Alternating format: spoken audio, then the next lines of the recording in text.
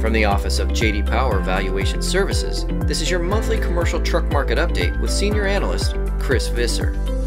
As we enter the midpoint of the first quarter, new truck orders and used truck sales volume are performing somewhat better than expected. The oversupply of used sleepers continues to dictate pricing, but demand may improve mildly now that the uncertainty of the presidential election is behind us and tax cuts and regulatory rollback are on the table. Looking at recent auction activity, model years 2011 through 2013 are still where most of the activity lies.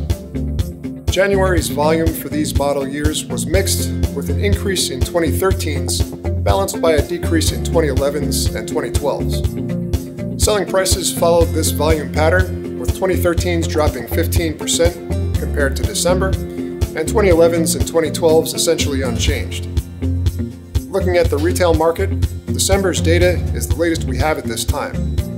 Pricing for 3 to 5-year-old sleepers was about 2% lower than November, in keeping with the typical monthly trend seen throughout the year. Retail sales volume was unexpectedly high in December at 5.5 trucks per rooftop.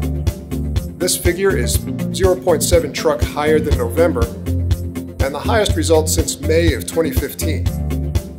There was no clear reason for the increase other than potential pent-up demand following the presidential election and possible optimism about tax cuts and regulatory rollback under the new administration. And that more or less sums up the economic factors underlying used truck demand this year. Potentially more business-friendly tax rates and regulatory environment should be counterbalanced by increased costs due to renegotiation of trade deals.